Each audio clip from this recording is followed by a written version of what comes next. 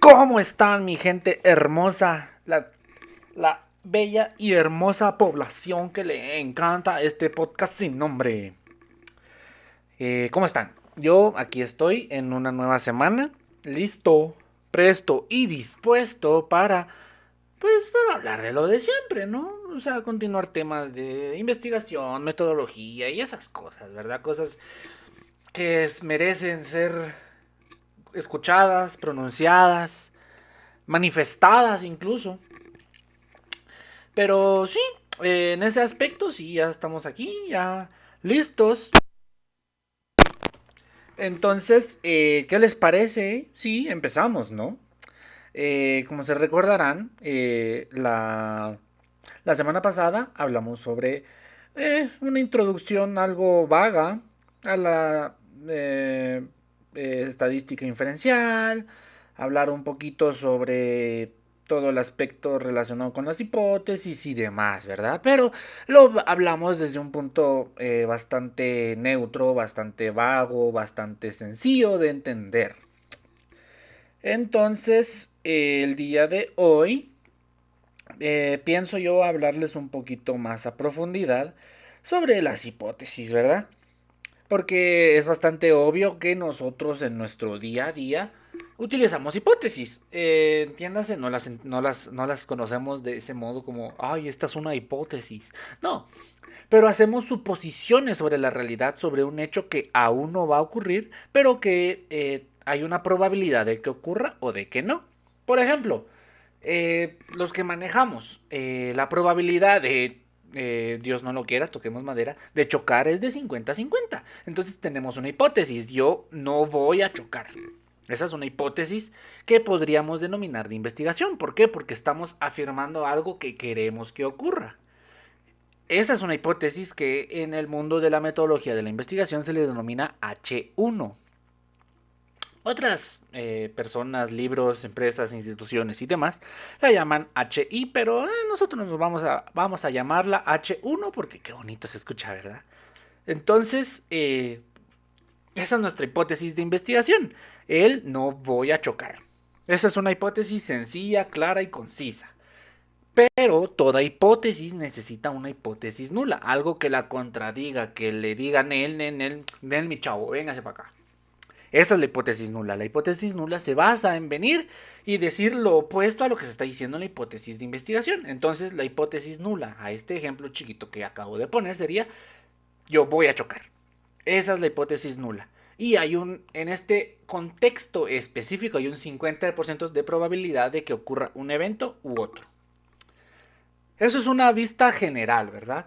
Para poderlo decir como un poquito más como su funcionalidad, se podría decir que las hipótesis son ejes articuladores, es decir, van a ser como la columna del proceso de investigación. No solo nos ayudan a orientar nuestro estudio, porque, pues, o sea, si fuera así, qué bonito, ¿verdad? Pero no, las hipótesis dicen nanana. También permiten establecer relaciones entre nuestras variables que vamos a verificar empíricamente, entiéndase en la recolección de datos. Entonces la hipótesis, aunque nos duela, es muy importante al momento de la investigación.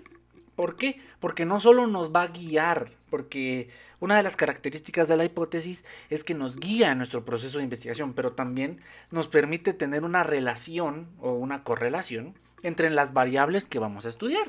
Entiéndase, si por ejemplo nosotros vamos a estudiar, no sé, videojuegos y habilidades cognitivas, ¿verdad? Algo bajo. La hipótesis tiene que ser un punto o un puente de conexión entre los videojuegos y las habilidades cognitivas. Por ejemplo, los videojuegos de disparos en primera persona, first person shooter, sirven o influyen, es más como una especie de causa y efecto, no, más bien como guardan una relación estrecha con las habilidades cognitivas de la atención focalizada, por ejemplo. Esa es una hipótesis. ¿Por qué? Porque estamos haciendo una suposición previa a la recolección de datos. Pero siempre, siempre, siempre tiene que ser como pensada en base a los antecedentes, a las investigaciones previas que han existido sobre nuestro tema.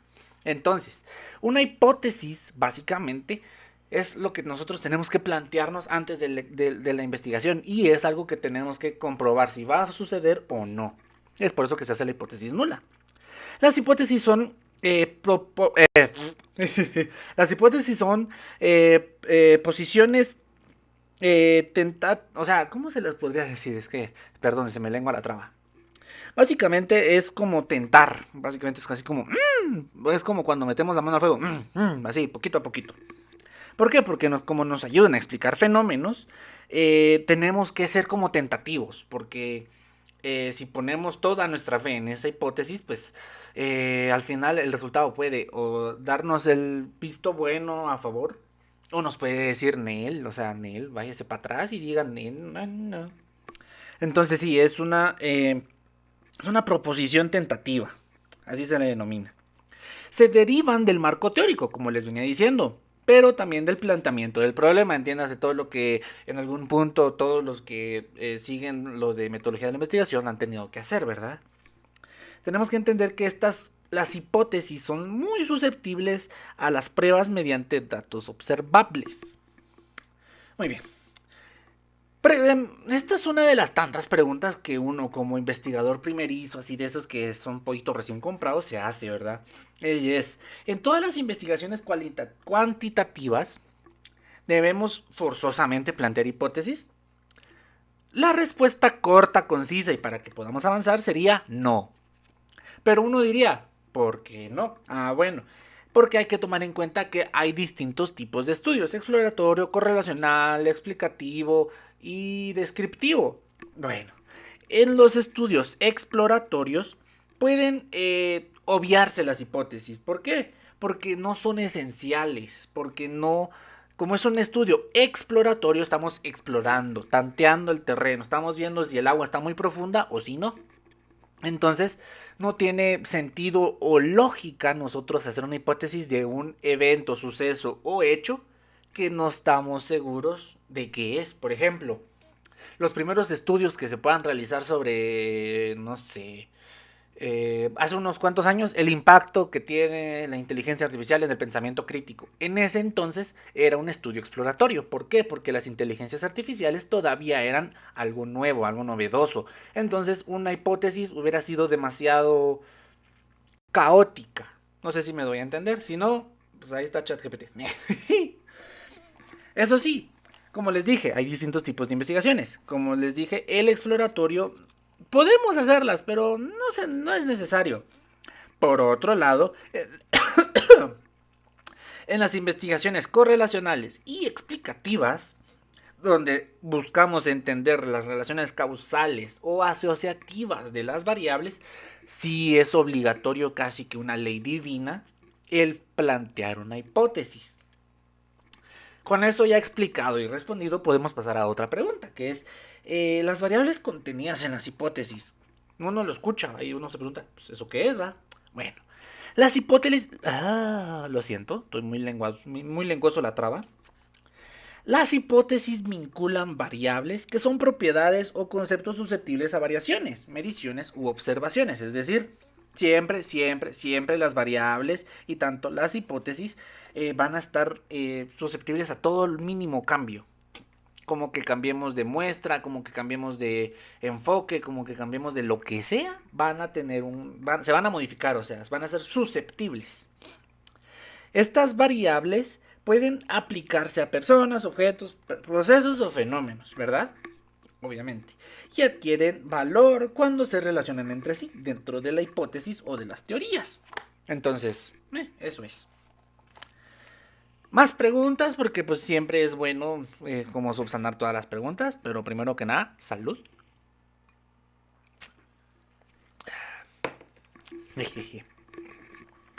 Primera pregunta que uno podría plantearse y es, ¿las hipótesis siempre resultan verdaderas o ciertas? Es decir, la hipótesis de investigación va a ser la que va a ser correcta, la que va a salir vencedora, y la respuesta es no. Muchas veces en muchos estudios las hipótesis que salen ganando son las hipótesis nulas, las que refutan o las que vienen a decir no a la hipótesis de investigación.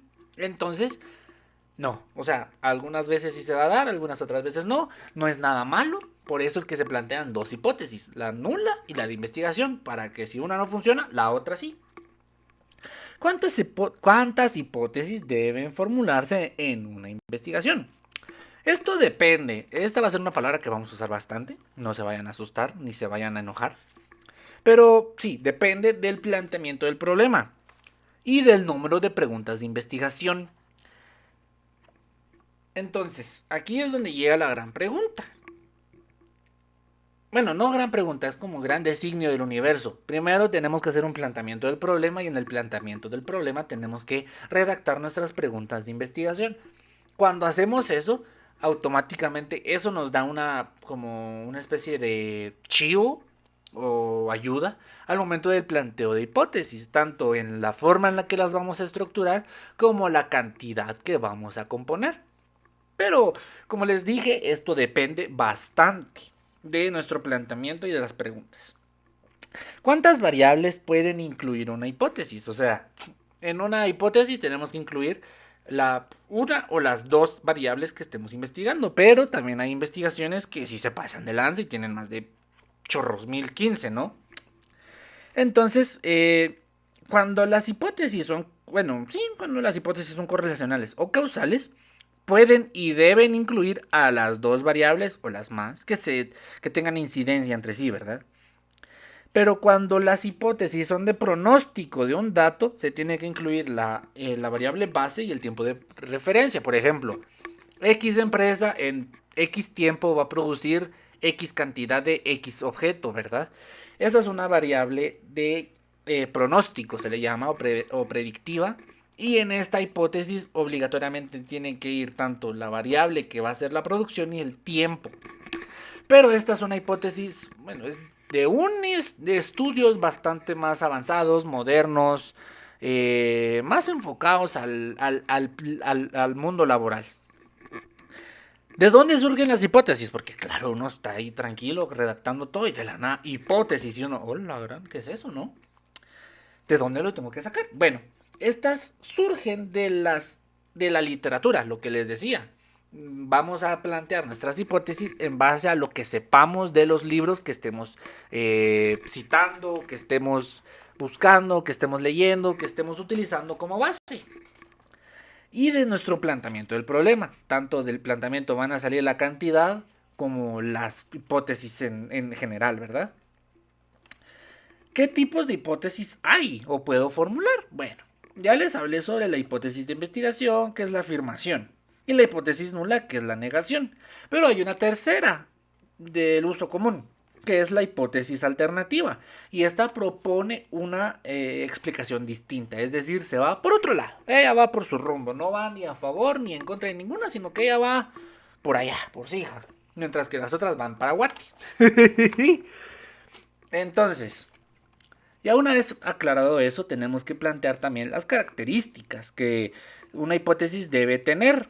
Más allá de la precisión y demás, tenemos que también que tienen que ser claras, o sea, no tienen que ser redundantes, ni circulares, cíclicas, ¿verdad? O sea, tienen que ir en un sentido y ya, tienen que tener coherencia lógica. ¿Por qué? Porque no vamos a plantear un posible escenario de una forma ilógica, porque no, o sea, no, nunca.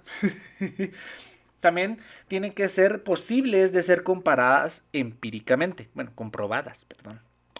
¿Y esto qué significa? Que pues cualquier persona con un mínimo de sentido común y un coeficiente intelectual superior al normal o al bajo, tiene que ser capaz de, bueno, X suceso va a ocurrir y ya. Entonces, tienen que ser de fácil comprobar, no fácil, pero que se puedan comprobar empíricamente, no que a puro tubo tengamos que nosotros utilizar una prueba súper estandarizada y súper moderna y súper exclusiva de no sé dónde, no. O sí, no sé. Y también tienen que tener relevancia teórica y práctica, es decir, no vamos a plantear cualquier mamarrachada. Tenemos que plantear algo que realmente valga la pena. Tipos, porque si bien ya vimos que están las nulas, las de investigación y las alternativas, tenemos como tal hipótesis para cada tipo de variable. Por ejemplo, tenemos las predictivas, las que ya les mencioné, la de intentar predecir un dato. Las correlacionales, que es las que establecen un vínculo entre dos o más variables. La de comparación, que pretenden contrastar los datos de dos o más grupos. Las causales, las que plantean una relación de causalidad, no confundir con las de correlación. Y con eso podemos pasar al final. Por ejemplo, si nosotros tenemos una investigación, tenemos que plantear las dos, o sea, entiéndanse la hipótesis de investigación y la hipótesis nula. No, no hay necesidad, aunque muchos dicen que sí, la verdad es que aquí es un punto de contradicción, que es mejor preferiblemente basarse en los lineamientos y o planteamientos de la institución a la que estamos realizando la investigación, ya sea una investigación del ámbito educativo, porque estamos graduándonos, o una investigación referente a un trabajo, porque la pidió el jefecito. Tenemos que basarnos en lo que nos pidan, en que nos pida si quiere que sean las dos, solo la nula o solo la de investigación, pero de primeras, la verdad es que es de los dos. Van a haber unos que les digan sí, tiene que plantear las dos, y otros que le van a decir no, solo con la hipótesis de investigación es más que suficiente porque la de nula se da a entender por sí misma. En una misma investigación se pueden formular hipótesis de todos los tipos. Aquí viene otra vez la palabra hermosa, depende del planteamiento del problema. Si el planteamiento del problema da cabida a que se planteen, no sé, hipótesis de investigación correlacional, de comparación, causal, nula, alternativa, de predicción, pues bien ahí va, o sea, que saca de jugo, pero sí se puede.